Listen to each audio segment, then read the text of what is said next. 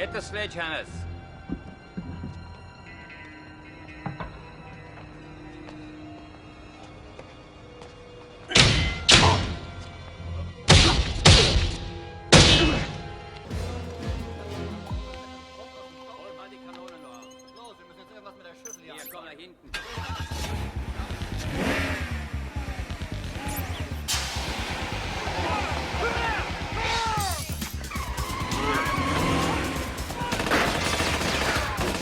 Velkommen. Please fasten seatbelt.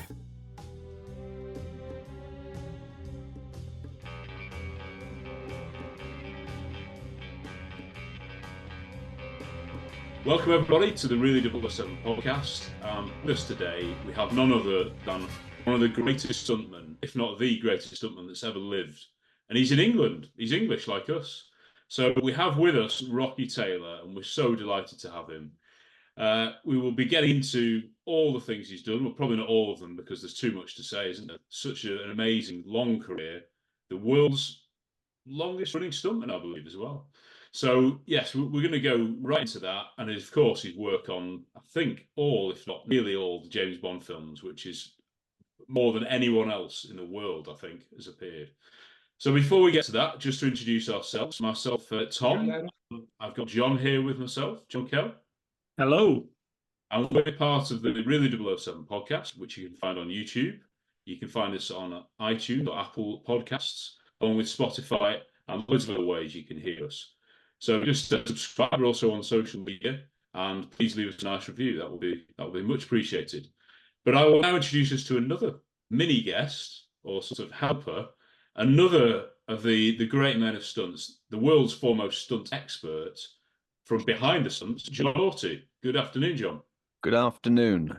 I hope I live up to that introduction. I must admit that's very elaborate, but thank you very much. It's a joy to join you, lads, as normal, and a great thrill to have Rocky with us today. You go way back, don't you, with Rocky? Well, my Behind the Stunts channel, I was sort of plodding along quite happily, doing little bits and pieces, and I decided that I thought that they needed to see more about certain individual performers. So I was doing specials on certain individuals. I did one about Rocky with some clips of his work and some little interview pieces that he'd done. And I posted it and thought no more of it. And then I was living in Belfast at the time. And then he rang me out of the blue and said, I've just seen this show that you did. And I'm thinking of writing my book, and you very clearly know more about me than I do. So how about you have a crack at it? And you know, the idea of having one of your heroes ring you was rather exciting. And not only did I get to speak to him on the phone, which actually was enough for me. I was quite happy of just chatting with him on the phone. But then we got together, and when I met him, and we went to his home, and we did the interviews, and we had a good old time. And we've been in touch ever since. So it's a great joy to finally get him on here and to tell the rest of the world why he is as important as he is to not only the franchise of Bond, but also to the world of stunts per se. Yeah. Great to have you, Rocky, anyway. So Good evening. Good afternoon. Yeah. Is it, afternoon time? Yeah, afternoon, I think. Yeah, afternoon. Good afternoon, all. How did you first get involved in stunts? Because it's not something that is a natural route, is it? It's quite a long little process, really. My father was a stuntman. His name was Larry Taylor, and he was in Zulu, and he was in all the great movies, Cromwell and all that. Mm. And I was still at school, and I went down to see him, and someone said, "What do you do?" I said, "Well, I do judo. I'm a black belt judo." They said, "Well, you thought about doing stunt work?" I said, "Well, not really, but I suppose it. What is it?" And then all of a sudden, a guy called Peter Diamond, who is a stunt coordinator, who's dead now, bless him, lovely man. He got a film with Cliff Richards called The Young Ones. Oh. And they wanted to have a punch up in a nightclub. I was very fortunate enough that my father made me do judo at a very early age, and I got a black belt judo, and I could learn how to fall properly and go around and do things. And that's what happened. So Peter Diamond phoned me and said, "Can you come down to ABC Cinema and work out a fight scene with Cliff Richards and see what happens. And we did. I got on so well with Cliff and Peter Diamond. He asked me if I wanted to do another show. It was called The Human Jungle, which I did as well. So that's how I sort of started. Just adding to that point there, because there's a couple of things for those people who aren't aware. Peter Diamond, you may know the name, but he was also in later life, you would remember him possibly as the stunt coordinator on the first 3 Star Wars pictures. Absolutely. And he was a sword master as well. He was a sword master, fabulous man with a sword. Yeah. He doubled Alec Guinness in right. that sequence, Amazing. of course, at the end of the first picture. A lovely man. You may recognize him from Highlander, the That's opening right. sequence of that. He's the guy, he plays Fazil, and is the guy who fights Christopher Lambert in the underground car park at Madison Square Garden. But also on the basis of that, Rocky, was the fact that originally you were asked to go and show Cliff Richard how to do judo rolls and that sort of bits and pieces. Yeah. But then you ended up playing the part. That's exactly right. They phoned me and said, "Can you come down and teach Cliff some judos?" So I said, "Well, of course I can." I got a pal of mine called Val Musetti, who's a black belt judo, and I got some mats and went down to the studio and showed him how we do judo throws and learn how to fall. And Cliff enjoyed that. And Peter Diamond said, "Why don't you play the part as the villain that has to fight with Cliff in the film?" And I went, "Well, that would be great." So I told my dad, who was a stuntman actor then. He said, "Yeah, get down there, boy." And that's basically how I started my career as a stuntman from 1961 up until now, really. Wow. It's an extraordinary story, and again, based on the fact that originally you were looking at editing, weren't you? I think originally you were. I was in actual. You're right. I forgot that. When my dad phoned me, I was actually in the film business, running around as a messenger boy in Waldorf Street, delivering films and doing this and doing a bit of editing on the editing side. And that's where I learned about filmmaking as well, which is you've got to know about how you cut here and come into that. And I learned that, and it was to my advantage knowing that, and that's where my dad said, "Right now, you're going to be a stuntman, boy." And I went, "Well, I suppose I didn't even know what the word stuntman meant, but there you go." And you started pretty much just before the James Bond film started, so that was made in heaven. I have done quite a few Bonds, not in any way of doubling for the main artist all the time. I did a load of, we go down on the set and you'll be about 25 stuntmen and I'll be one of them. I did that at the beginning until I got a bit bigger and a bit older and realised, that this is my life now. Bob Simmons was the stunt coordinator and he liked me because I could do judo and he employed me. And Bob Simmons was a stunt coordinator, a lovely, lovely man who's no longer with us, bless him. One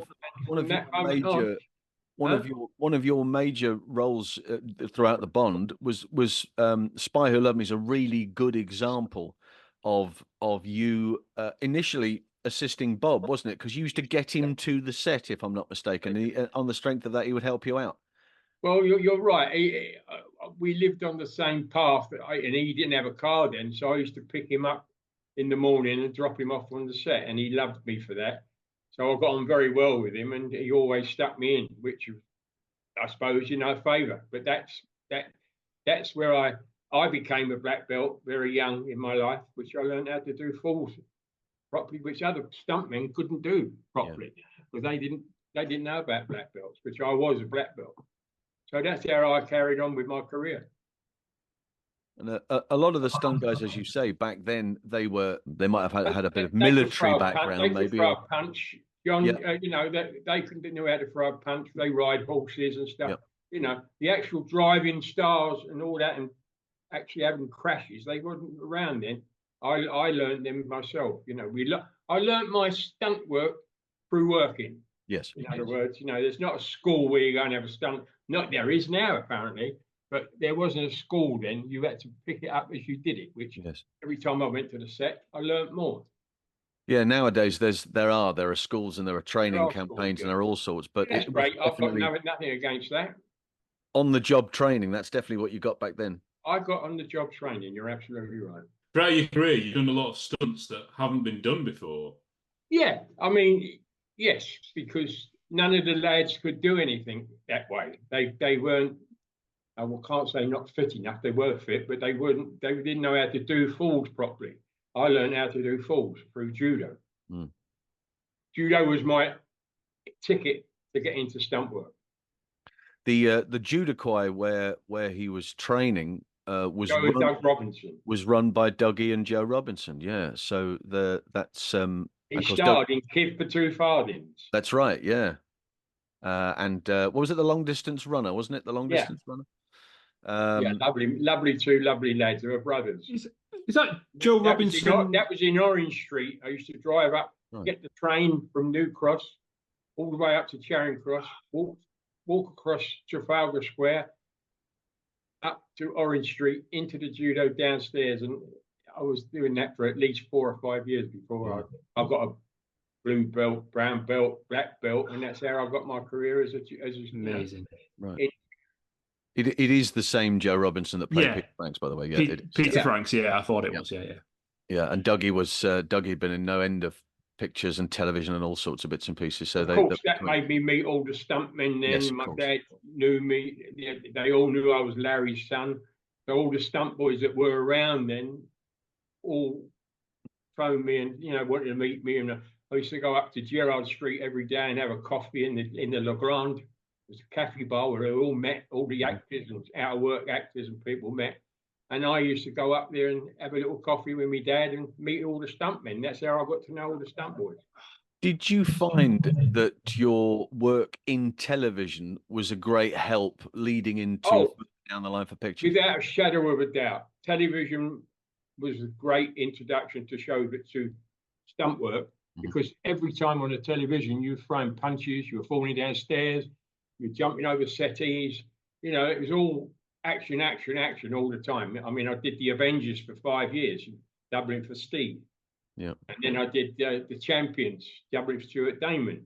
And I've done Mike Pratt on Randall and Hopco. So all there was, I must have done at least 12 years on television, which helped me tremendously to become a stunt man and a stunt coordinator, which I eventually am. The great thing about that is that back in those days, because so many of these shows were filmed on the same locations, the same sets, it was possible for you to do the Saint in the morning and then go over and do. Oh, exactly. Yeah, I could go from ABC Cinema, ABC Studios had about 6 stages, and on every stage was the Avengers, the Saint, Randall and Upkirk. So in those days, the stunt coordinators knew where you were. You get a fun. Rob, when you finish, can you come round and do a fight scene with what's his name, Pat McNee and things like that? Yeah. Of course, yeah, great introduction to my stunt work. And again, for those who may not know, but if you're very familiar with the opening sequence of The Saint, I love this because when I found this out, I nearly fell on the floor. Well, they do a silhouette of two people having judo throws and stuff. I didn't know that's what I was doing until I saw it on the television, and it's me doing judo throws all the way through. I mean, if I'd have known, I'd have got a nice few quid, but I didn't know that at the time. The residual work was slightly slow on the approach back then, but that opening sequence of having over the titles, that's Roger and the girl, and he is fighting a silhouette. That silhouette is Rocky. There is a moment there where the hand goes down. The hand comes in, my hand, That's Rocky's hand, Yeah, very absolutely good. Fabulous. I love that. And of course, doing that and then doing the Avengers, and not only doing the Avengers, but doubling. I was very lucky to get the Avengers. A guy called Ray Austin, one of the greatest stuntmen around in England, was a good stuntman, and he became a friend of mine. And he said I was working on something, I can't remember what it was, and the other stuntmen couldn't do the job. So he said, Rocky, go and get changed into Steve's gear. I said, well, I'm into the Avengers gear. I went, all right. So I've gone into the wardrobe. They dressed me up as Patrick McNee on the Avengers. And we did a big fight scene. And Ray went, that was fantastic. You've got the job now. I said, what do you mean? He said, you're considered the double for Steve. And that really took my wings and made me go like that because everybody knew me then. I was working for the Saint, I was working with Randall and Opker, Champions then, and all the television stuff that not all the other stunt boys could do because I was there. And I was very lucky that I was a good judo boy and black belt, and it just followed see that I do everything, you know. And I've got calls nearly every day in those years, you know. Before your Bond work, there was also a lovely moment where you'd done the Avengers, and then you were offered a job to go and work on Monte Carlo or Bust. Monte Carlo or Bust, yes, that's absolutely right. Stunt coordinator called Joe Wadham. And he asked me if I could come out to Sweden to do some car stuff. I said, well, yeah, of course I'd love to do that. He said, you can skid cars, can't you, and all that. I said, well, yeah, of course. He said, well, can you have a bit of lessons somewhere and all that? I went, of course I can. So I went down to Aldershot, the army barracks, and got a skid pan and spent a week doing skids all around the place, learning how to control the car properly in a skid. Because, you know, it's not the easiest thing in the world. You've got to learn it. And I learned it there. And from that moment on, you know, cars, I became a car man, motorbike man, horses, everything fell into place for me. The great moment in that picture is he's doubling for Peter Cook and driving the car down the Cresta Run. Cresta Run, absolutely in that picture, right. if you ever get to see it, following a bunch of lads on a toboggan, if I'm not mistaken. That's right. Yeah, 4 stuntmen in front, and it was such a great shot that Ken Anakin, the director, came up to me at the end of the run and said, "Go off, have a day off tomorrow, get 2 bottles of champagne, and you lads have a drink on me in your hotel tonight." And that's exactly what we did. There we go. The future was rosy and sparkling. Yeah, I mean, it was just after wonderful. that. Well, I mean, I love driving. I'm a driver. I love driving. I've got a name to be a good driver, hopefully. And it was just a great thrill to come down the mountain. It was about 5 miles in and out, you know, up the Cresta Run. Oh, beautiful. You're not going to find anybody else who's driven a car down the Cresta Run. I wouldn't have thought. It's probably. I wouldn't have thought so. But we had spikes in the tyres about 4 or 5 inches to get a grip, you know, coming down. Still a mean feat though to get it from top to bottom doing that. Oh my God, yeah. I remember Denny Powell was waiting. That was stuntman, Denny Powell, love him, bless him, he's gone.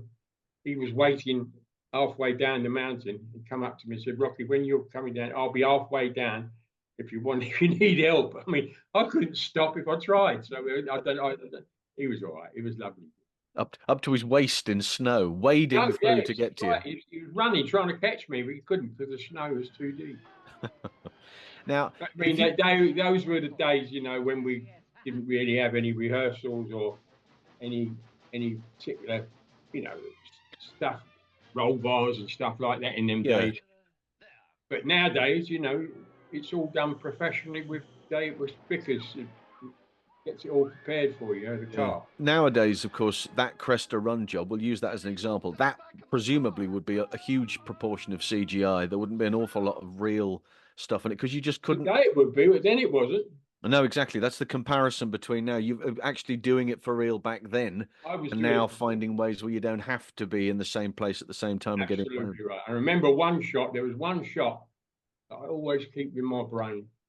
I had to come down the hill we're talking about. It had loads of trees, and they made a path that I could come down through the trees onto the ice. Yep. The lake. It was a big lake. And my fear was that I come down this mountain in the road we dug out, and I crashed onto the ice. And would it go in and stay in? Or would it go and it came down, went on and skidded away, stayed on the top, which was wonderful. Super.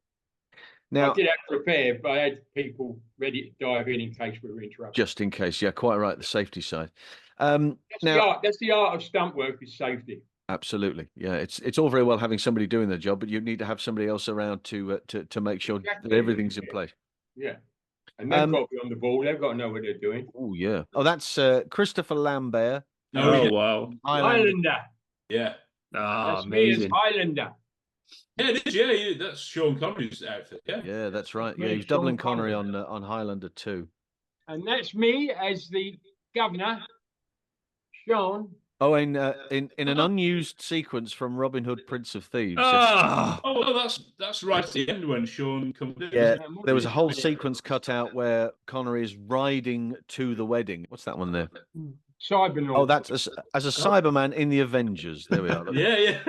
Now, if you look on, if people watching or listening look on IMDb, it will make very clear that Rocky's done pretty much all of the Bond films. But in point of fact, what often happens is that Rocky and his dad Larry do tend to get confused from time to time. So there is a credit for Dr. No, and there is a credit for From Russia with Love. Now, Larry certainly worked on From Russia with Love, but I think your first one, and I'm just trying to get the timings right, but I think your first one was You Only Live Twice. And You Only Live Twice. Casino Royale 67, didn't okay. Exactly. Casino Royale was my very first one. Right.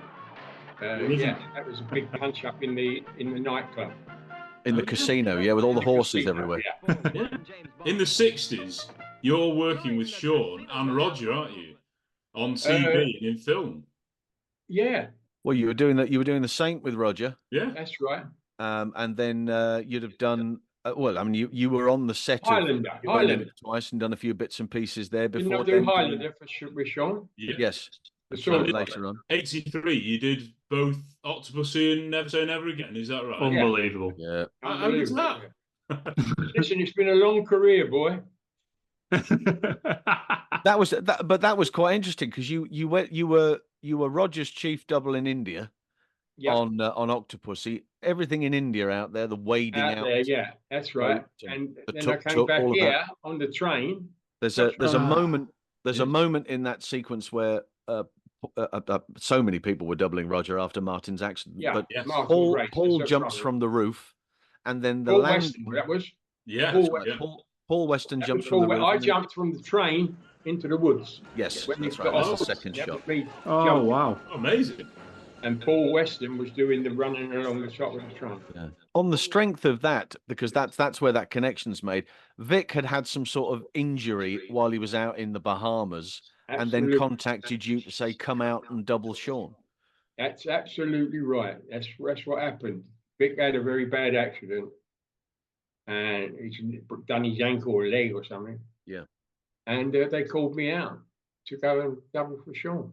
For Never Say Never Again, you went out to the Bahamas and double Sean. Oh, yeah, the Bahamas. Right. You'll notice in that sequence, it's the opening titles. As the titles are running, you see that Bond is running down the road. Yes. As the titles are running over. Well, that's Rocky doing the running down the road. And going through the sugar plants. Sugar plantation, yeah. That's right, absolutely.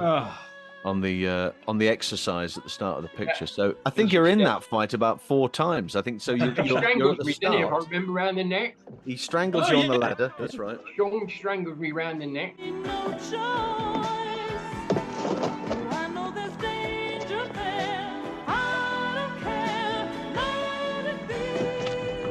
Hold that up a touch further. Well, that's Never Say Never, isn't it? That's Never Say Never. You getting strangled by Sean. And that's Sean behind strangling me. Oh, wow. The Mexican air. That's when he did the 2 Bonds in 1 year. That's right. Yeah. Was that your own moustache, by the way, or was that a stunt moustache? I think, no, that was a stuck-on one. It suits you. That's the thing about you. You see, it doesn't matter. You can put any facial hair on, and it all works. You've got one. See, well, that's because I've got no jawline. There's slightly different with me. I had a fight, didn't I? Come through the window. Well, on the road, through the road, on the road, and Wendy was laying in the bed. That's right. Yeah. So he stabbed me. Then you have a fight with Sean in the room. Stabs me with a knife. Yeah, I get killed 4 times. Yeah. Very small team on Never Say Never. It was quite busy on that. And teach you never say never again. I'll beg you, I'll get you, I'll reach you, I'll teach you, I'll take you, I'll make you.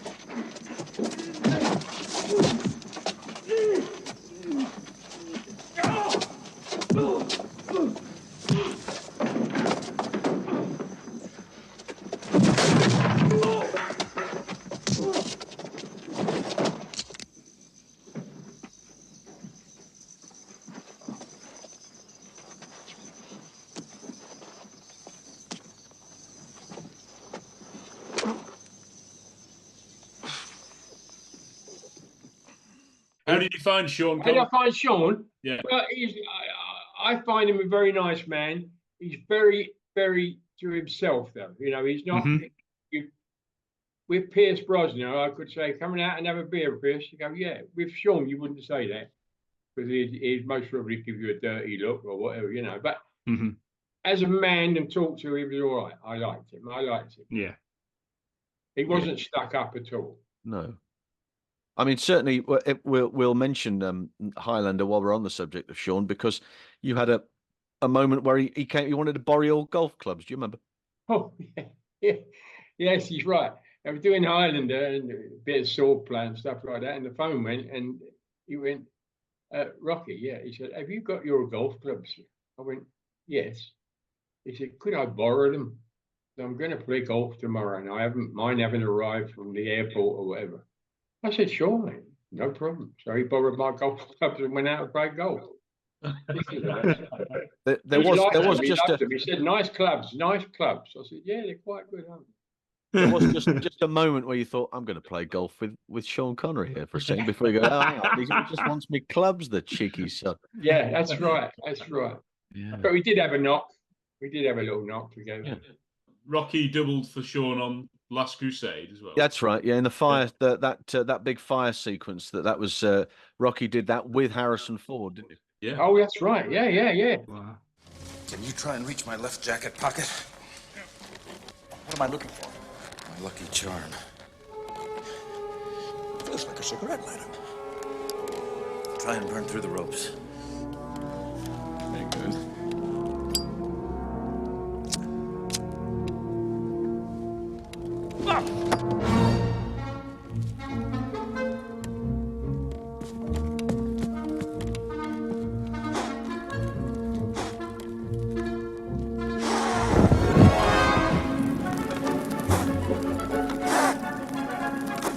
I'm gonna tell you something. Don't get sentimental now, Dad. Save it till we get out of here.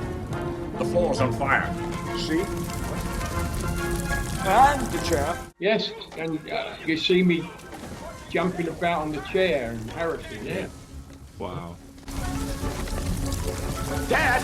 Oh, Dad! Ah, Dad! Ah! Head for the fireplace! And all that fire went up in the air, didn't it? Yeah. Yeah. I mean, it really went high. It was to the day. It was the same. It was the 4th of July for the other fire job that I did. Same day. That's right. Yeah. He'd done Death Wish 3.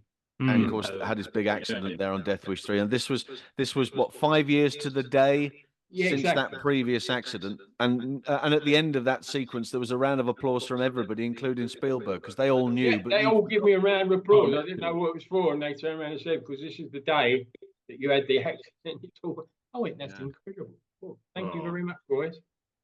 Very good. But yeah, it was a very good double. There's some terrific photos of you and Sean together in continuity pictures. Oh, yeah. Absolutely spot on. I mean, just the slightest little difference in height, but apart from that, He was a little taller than me. yeah. But a I really used to good double. I used to put high heels on, so it was all right. Yeah, it was only at weekends at one point, but then he just started doing it all the time, I suppose, after that. But I mean, it's nice to have them memories of Sean. Yeah, He's a lovely, lovely man. Oh, so good to hear that. Yeah. The other great memories you have, of course, are with Roger. Oh, They are. You've got the That's photo picture, there. yeah. Show that photo there you've got in your hand. I'll put it. Just lift it a bit higher. Stick it right up in your face. Look, there it is. Look, Oh, yes. who? Yeah. look at that. Two of them together. Peas in a pod. Oh, Such Fantastic, a great love film. What a film. Um, He's a little bit taller than me. That's all. only a touch. Can I ask about You Only Live Twice? So, were Like to you? live twice. Well, yeah, wouldn't we all? Were you one of the ninjas coming down in the scene? Was that one of your main stunts in that? Coming through the volcano? On the volcano. No, I can't lie. It wasn't me. All right, okay. No, you've got to understand there was around about 40 or 50 stuntmen around in them days. Right. And, you know, I was close to Bob, but Bob had his own team that he put in, you know. Yep. Yes. I wasn't really that close to Bob there. And until I started picking him up and bringing him to work, then we become close. I know you were on the set and saw. Yes. Oh, yes. No, I was there. I mean, the bit he's talking about. Yes. So not one of the ninjas, but certainly No. being in the background as an action extra. Okay, got it. It's always a thrill when you get a phone call to go and work on a Bond. I don't Yeah. care who you are, actor, extra, cameraman. You get a call to come down on the Bond, goose pimples. Yeah. And it's still to this day. If I've got a call to go on Bond, there's another Bond going to happen. I don't know who's going to be. Any idea? No, We're the last people to find out, I would imagine. No. But, you know, it was goosebumps to go to work. Yeah. Unbelievable. Now, I mean, I must have done 10 Bonds, 12 Bonds. Yeah. Over the- Not main parts, some bits, some down for a day, Yeah. some for 2 weeks, some for a month. You know, it all depends. Anything on a Bond. Yeah. a lot of people have said that where they, you know, whoever the coordinator is at whatever time, they're always getting phone calls from people on the register going, any chance of a day on it? Oh, exactly. That's all they want to have they want to have Bond on their CV. You know, that's important. Yeah. Exactly. That's all it was, having it on your CV. The other great relationship you had, of course, was with Roger Moore, and you started working with Roger. Apart from The Saint, the first Bond was The Man with the Golden Gun, where you got to play the role. You got to play. I played the a role. part. Absolutely right. Ahmed. Me and another stunt guy called Terry Plummer, and we have a big punch up in the nightclub. Yeah. That's so And he good. smashes my head against the mirror. You really do have a magnificent abdomen.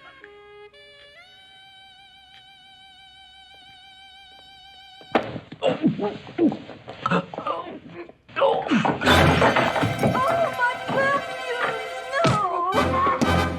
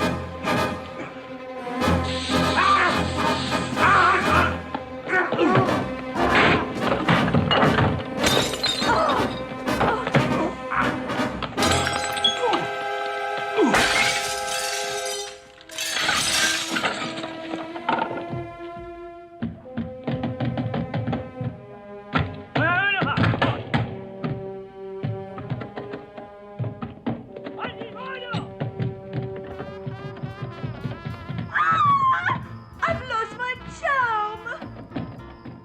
Not from where I'm standing. Now, there's a lovely story about that. So tell us what, because the fight arranger for that was Les Crawford for that little sequence. There you go. Tell us the story about there he is. Look, Uh, being propped up and having Old Spice sprayed in his mouth. Yeah. The unmistakable splash it all over and then stick it in your gob. Rocky had been out the night before because Oh, yes, apparently go they on. weren't due to be on set that following Absolutely. day. Now you got me. Now you've got There you me. go. Yeah. Go on. So, Oh, well, yeah. Go on. You carry on. You do it But- much better than So me. he wasn't supposed to be on set the following day. Then they got a phone call late on and said, "Look, Yeah, I've been out. That's right. I've been out and had a few beers. just a couple of shandies to keep warm, you know." And so then they all of a sudden they needed to be in the studio at 6 o'clock. So Rocky goes in feeling diabolical, has a shower and a shave, and gets himself all sorted. But Roger knew, but nobody else knew. And so during the fight, there's that moment where he grabs hold of Bashes Rocky, my head against the bashes wall. his head against the wall. What do you keep saying to you while he's doing the bashing? Does it hurt, Rocky? Does it hurt? And he put his hand. He did put his hand to cover it The other in side. my head, Yeah. but it was still funny sequence. Terry Plummer and me. Oh, that's Terry. Oh, Plummer. Ahmed. There's Ahmed. Ahmed. Isn't it? Now Yeah. that's your Ahmed. moustache, definitely. That's You look definitely good. your moustache. That is. I like the look of you there, Rocky. It's a good look. That. Yeah. I wonder why that never caught on. What was Roger like in the action stage? Roger himself was a lovely man, very Yeah. generous man. You could talk to Roger. Yes, I mean, I loved him. I really enjoyed his company. The other thing to point out is that you were also on set with Les Crawford when Roger got the role of Bond. And you yes, and Les yes. were practically Yes, the no, first two people. to You're find out. right. What happened was there, John, I remember that bit. We were at Pinewood Studios with Les doing some stuff.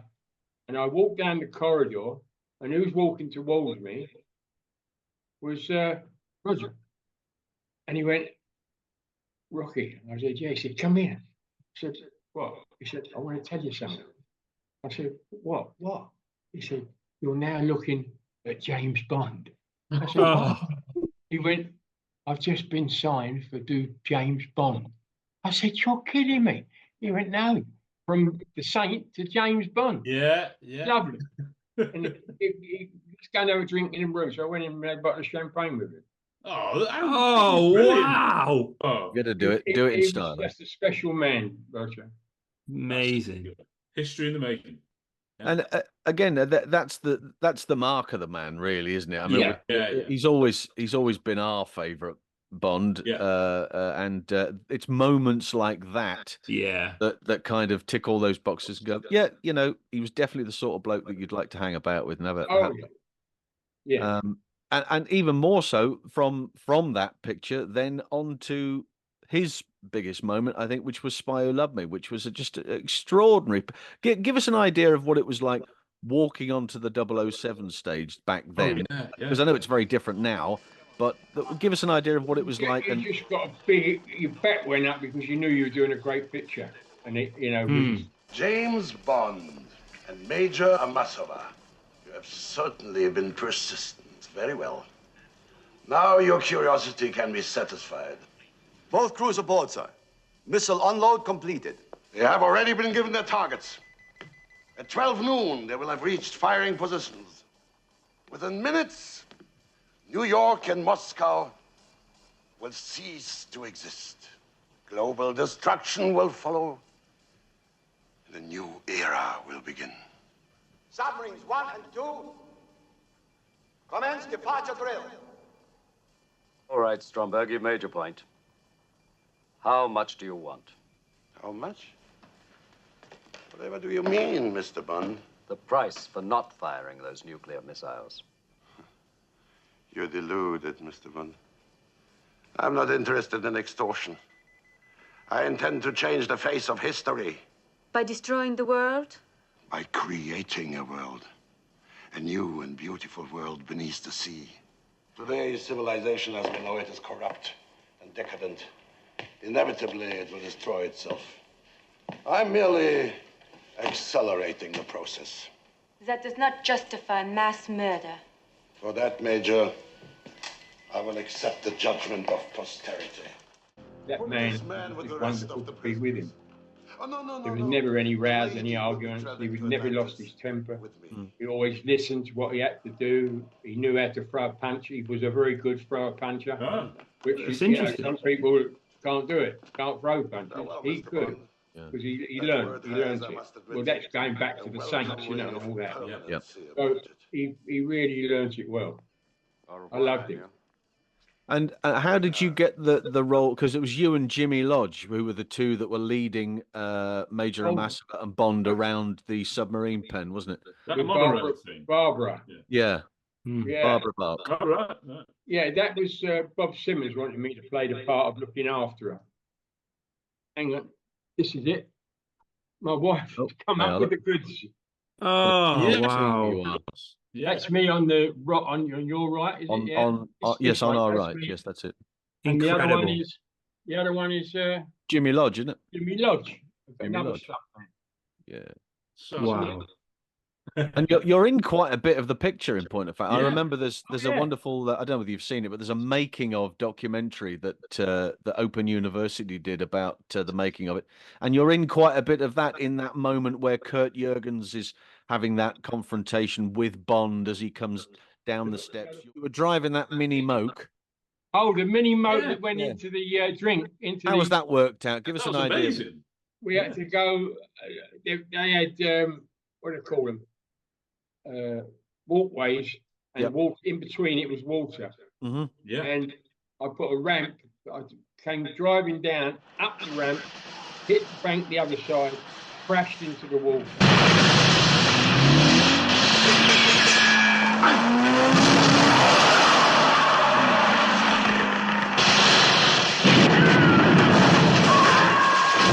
That was a great sequence for me. It was a great sequence. Can you rehearse that? I mean, you can do dry runs Couldn't of. really rehearse it. We rehearsed going up to the ramp, Yeah.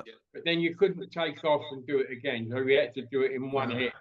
So I drove 3 or 4 times so they got it in camera. Timing, right? And I went up the ramp, off the ramp, onto the deck, and straight into the water. And it. Yeah, it's a great shot. So Paul Weston dives off. So he only So I had Paul Weston on the back and that- Jimmy Lodge on the side. Jimmy Lodge on the side. Yeah. It's a great shot. They It's always whenever there's a montage of Bond bits. Yeah. Yeah. That's always in it. You know, that moment where you're crashing into the water there. Absolutely. Yeah. You also did some stuff with Moonraker. You were one of these space I've got to be guys. honest, I did, but not a lot on that. I haven't got a lot of memories of that one. You were hanging from the roof of the 007 stage. Oh yes, that's right, on the wires, weren't we? Yeah. Yeah. Okay. Yeah. Paul But- Weston Wow. says that was quite a complicated shoot because everybody kept passing out because of all the blood rushing to certain Yeah, organs. yeah, yeah. You're right. I forgot that. BJ, we have company. No problem. This is a company car. The camel. Oh, the camel. She's talking about the camel. The camel. You jumped the camel. Octopussy. Oh, the camel in Oh, Octopussy. yeah. Yes, that's right. Oh yeah, sorry, Pam. Well done. You've got a ramp, and in front of me is a camel. And they said, "Can you go up and over the camel?" Well, yeah, I mean, we made it safe that you couldn't hit the camel. Yeah, And we it was measured it, a so we ground went miniature up the camel. ramp, missed the camel, but you don't see the ramp. Obviously, you just see the car, me, and the camel landing boxes the other side. Hang on, James.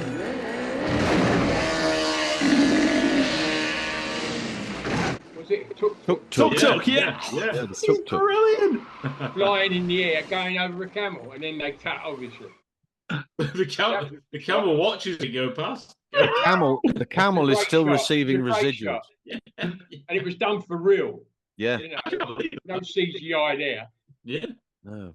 Dominique Julliard driving, and Yes, and you in the Julliard, back doubling Roger. The French coordinator, yeah. Yeah. One of the French stuntmen. Not much for safety purposes. You would have thought hanging on the back of that tuk-tuk. I mean, you got a lap No, belt I mean, on. let's put it this way: I did have a harness Oh, you did. Oh, right. Okay. on there that I could clip onto Yep. because he was going round corners very, very lively. So you had to. Yeah. If he turned over, I've been in trouble. But it was great. The driver was a good driver. It was the actor. Remember the actor? What was his name? BJ Amortrash. BJ Amadrav. He drove it. No. Yes, he did. I mean, we did have a double for him. That's right. But he drove it through the streets with Did he? people jumping out of the way because it was right tight on him and me. Yeah. I do have a lovely photograph of Dave Bickers doubling Yeah. VJ as well. Dave did a bit of took Yeah, because he was Dave. he was a motorbike man, wasn't he? Yeah, but Dave Bickers, lovely man, dead now, bless him. Yeah. He used to do all the action for Stunt cars engineer. called Bickers. Bickers action. Paul Bickers now action. running it. Can you remember whereabouts it was filmed, the chase? The chase was filmed in. Was it around by the hotel there? Was it Udaipur? Udaipur, It was. She India. went all the way to India to film it. That's amazing. Yeah. Oh yeah. Yeah. Oh yeah. Such a great scene. I watched that the other night. It's just brilliant. I mean, that's what's good about the film industry. I've been around the world twice, paid for, first class. It's wonderful. So, it's been really, really high prestige for me. Yeah. So good. You mentioned Pierce. Of course, you've done at least 2 films with him. What was he like as a? What was Pierce like as a gentleman? Pierce Brosnan. Yeah. Oh, gentleman, with no doubt, he's just one of the nicest men I've ever met. Oh, again. I mean, completely. There's no hairs and graces on him. No. You can go in the bar and have a drink with him, buy him a drink, he'd buy you one back. He's a lovely man. I've got nothing bad to say about him whatsoever. Because before he became Bond, you worked with him on a picture called Taffin. Oh yeah, in Ireland. In Ireland. Oh, and gave his mate a right kicking in the car park, if you remember. That's right. And I said to him then, "You're going to be Bond, aren't you?" Did you know that? Yeah. Where's the rumours? He went, "Yes, I think you're right, Rocky." So I knew then he was going to be there, but I didn't know when. But he'd already had the call. Oh wow! You had 2 amazing moments of Bond casting then with it's incredible and with Roger. Yeah, I mean, extraordinary, isn't it? And then, of course, so doing that, Octopussy, Never Say Never, and then later on was your involvement with Tomorrow Never Dies. Yeah. Tomorrow Never Dies. That was a biggie for me. Yeah, I did a nice car chase in that. Oh, brilliant. And being one of the major henchmen again with dialogue. How do you get this dialogue? Yeah, there's 2 different scenes, weren't there? There's the remote control car. That's right. And then there's the fight in soundstage. Yes. Beat you up. Well, we did a big car chase sequence. Yeah. Although these are iconic scenes for us growing up. Definitely. I had a name as being quite a good driver.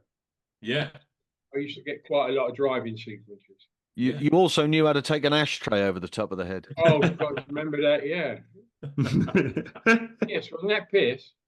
That was Pierce. Yes. Yeah, Pierce smashes me over the head with an ashtray. That's right. So which hurt more, Pierce with an ashtray or Roger punching to the wall? Yeah.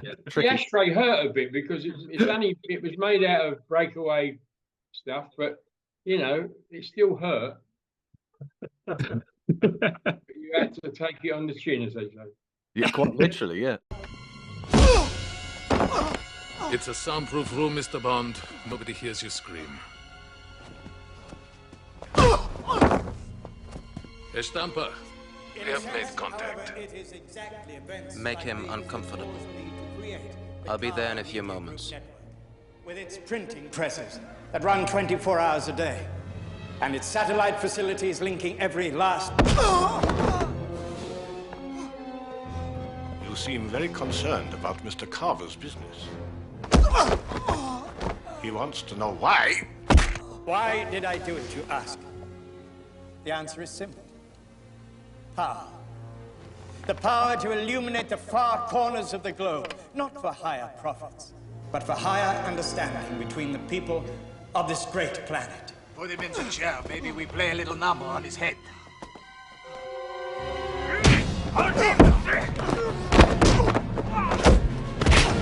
And what do I expect in return? Worldwide domination. Complete, utter, total worldwide domination.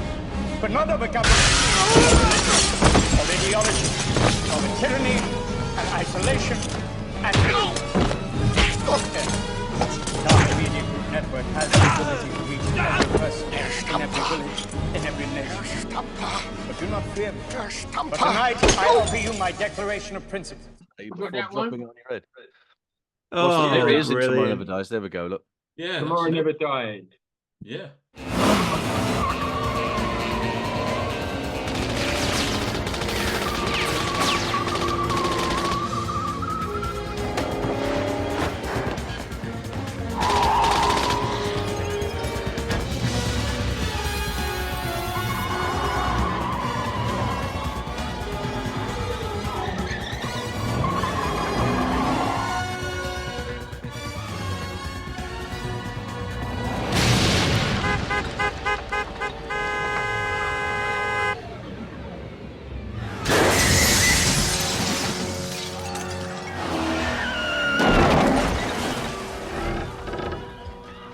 Congratulations on a safe journey.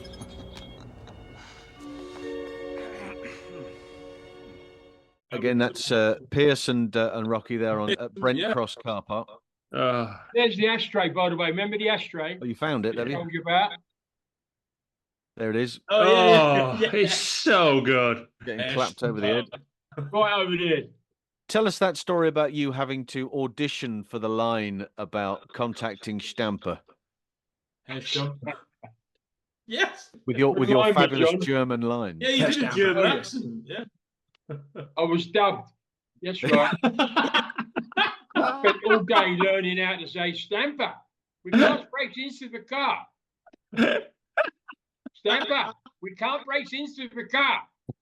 And eventually, it came on, and it wasn't my voice. They dubbed me.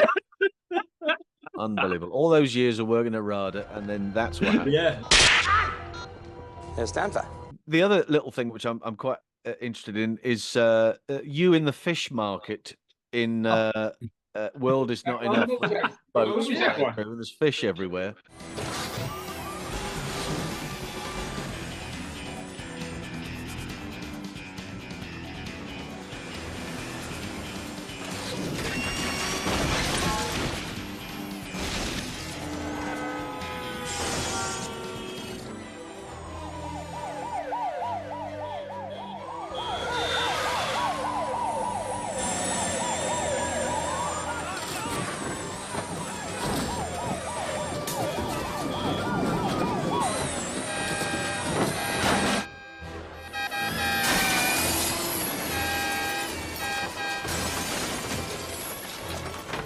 World's not enough. Yeah, I'm sitting down.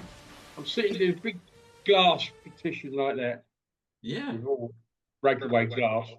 And I sit here at the desk, and a car comes in through the windscreen, and I'm sitting there.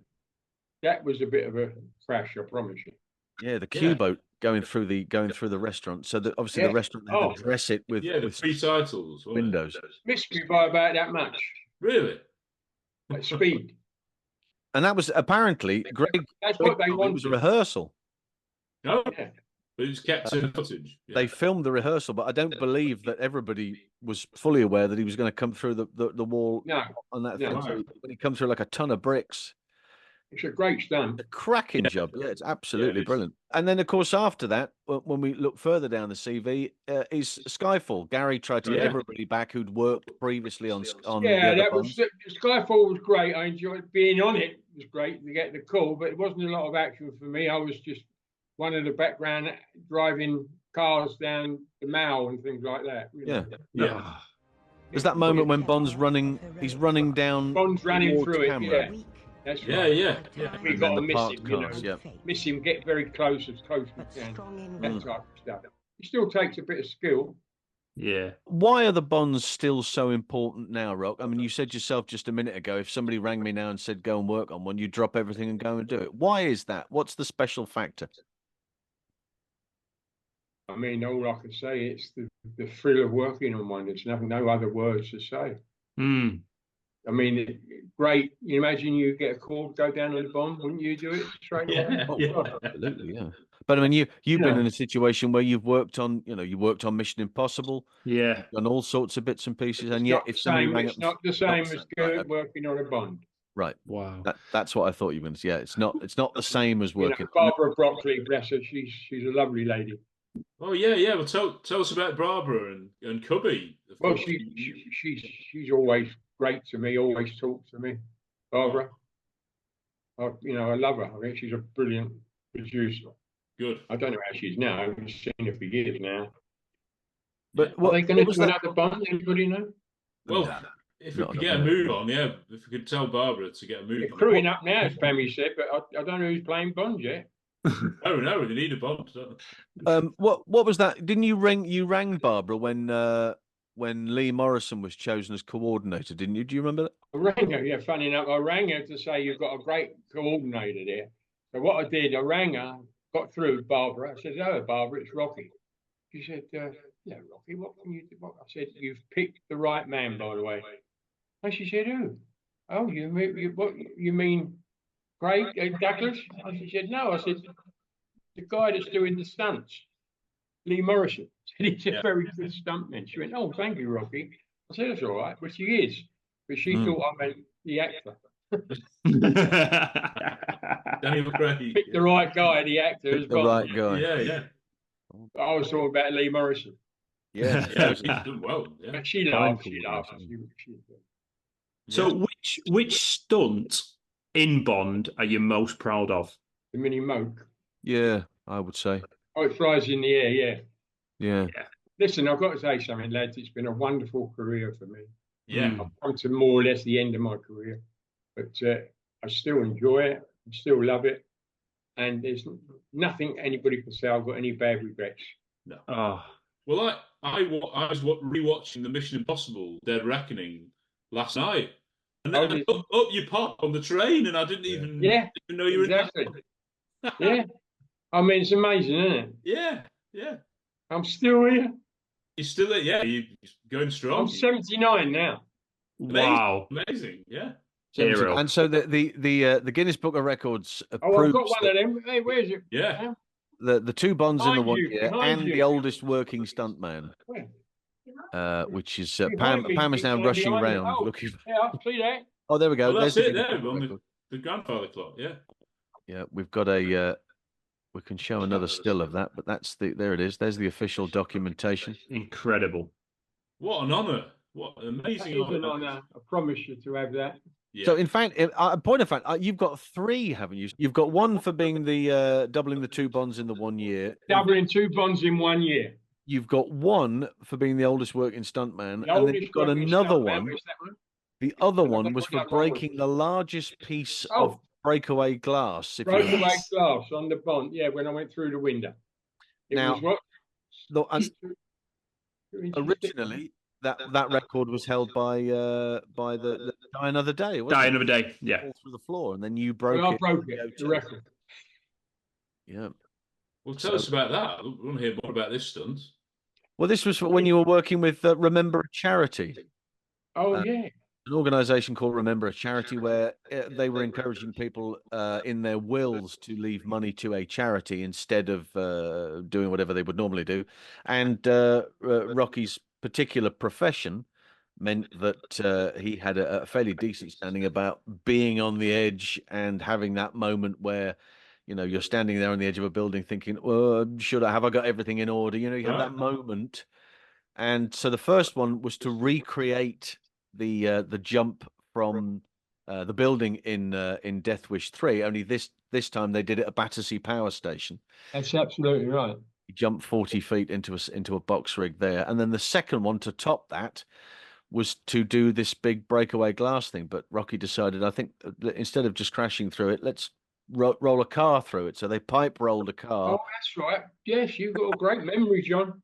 Through it onto another series of other cars, and there was an independent adjudicator there from Guinness Book of Records who got it all sorted. Like a big round thing. You take the car up on 2 wheels, and at the bottom of the pipe ramp, you put a kicker on the end of it. Yeah, which kicks the car up and straight onto its roof, which is a great way to do a car turnover.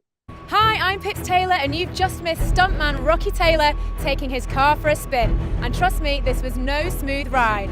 So sit back, belt up, and let us take you through the action. Rocky, you're attempting to break a Guinness World Record. What inspired you to do this today? They did a crash through some breakaway glass on Die Another Day at the Bond, and that was a world record. And they said, do you think we could break that? I said, we'll have a go for it. And unfortunately, they got this big pane of glass, which is a world record. I love car turnovers of cars. Yeah. Okay. He's a good car man, there's no doubt about that. Yeah.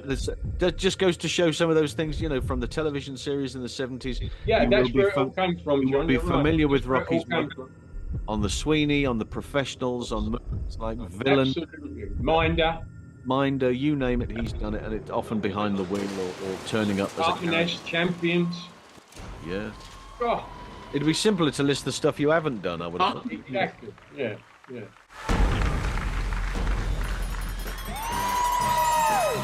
Oh my goodness! The paramedics just need to check he's okay.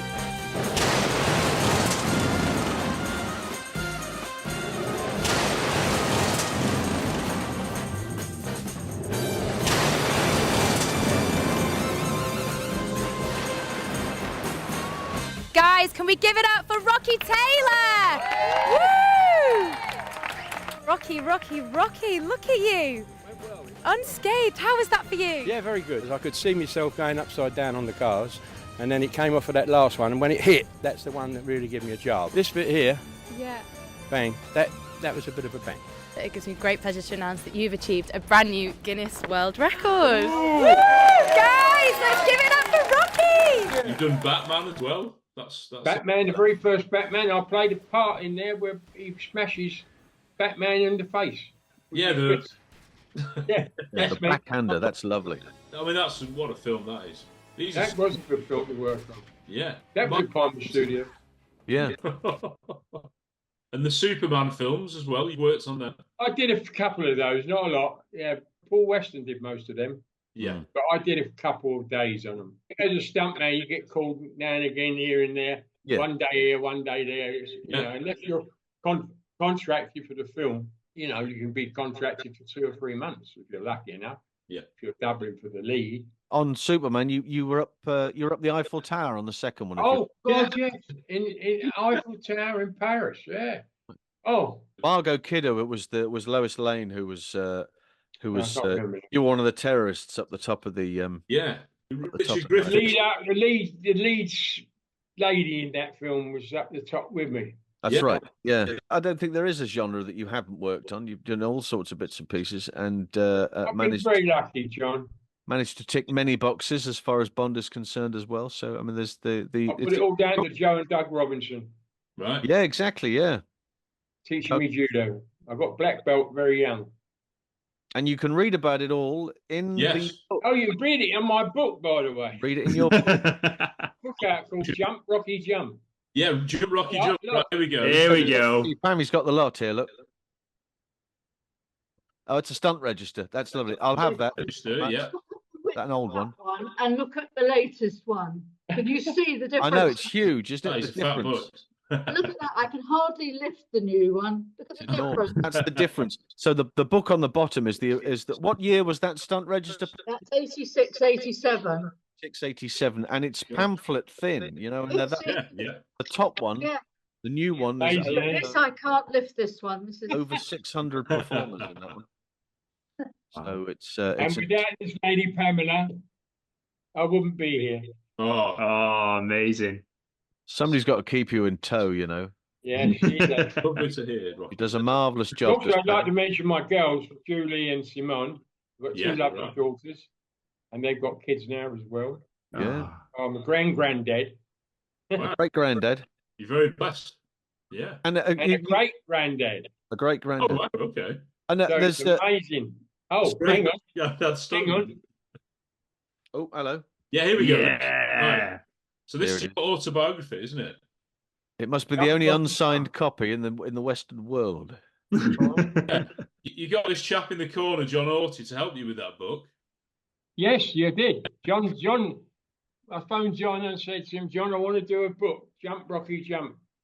We came up with the idea of Jump, Rocky, Jump. Yeah.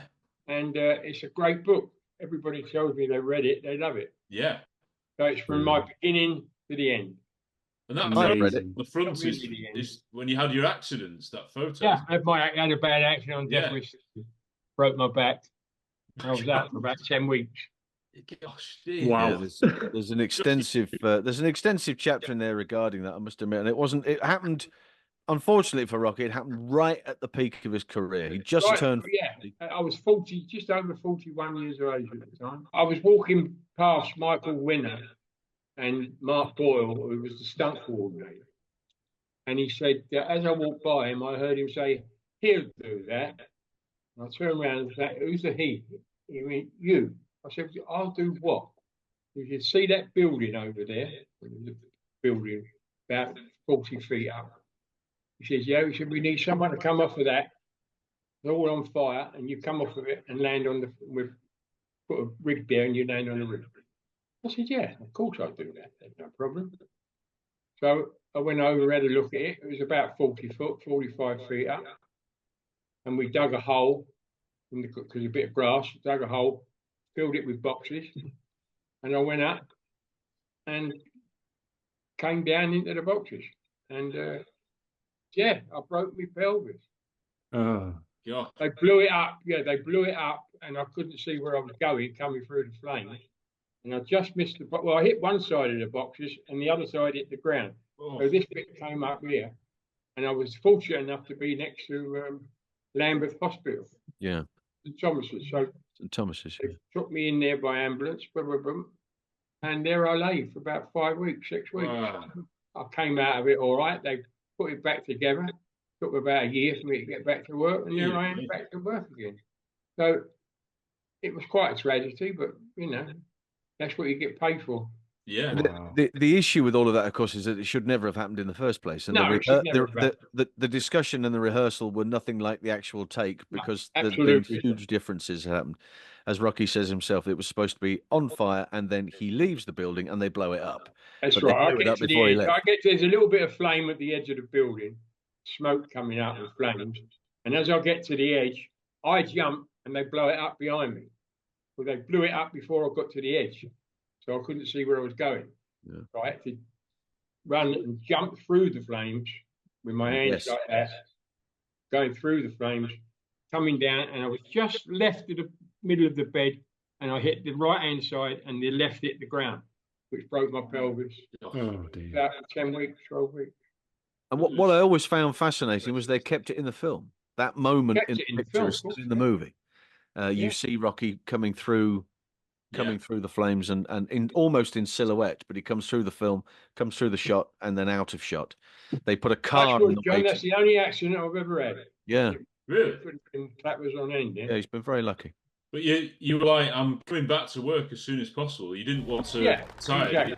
Exactly. Are you feeling a little bit nervous? A little bit nervous. I've got all my pals here, all my girlfriends and my wife and kids and everybody. It's a little bit daunting. It wasn't like this before. So I'm a little bit nervous, but I'm ready to go.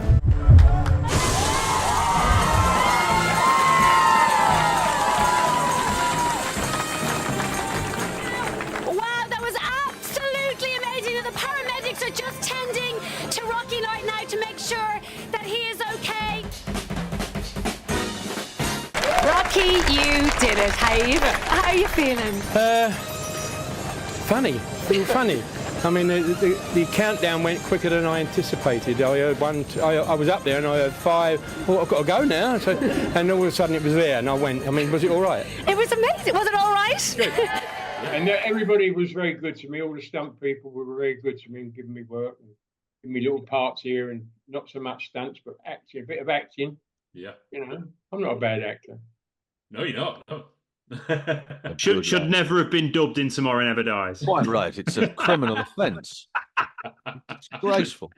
But all of this kind of comes full circle, because when he was looking to try and get back to work, there were people like Peter Braham. Now, Peter Braham had given him work, and Peter Braham played Rhoda in From Russia with Love. Yeah. And so he was one of the guys that, look, come on, and do you want to get it?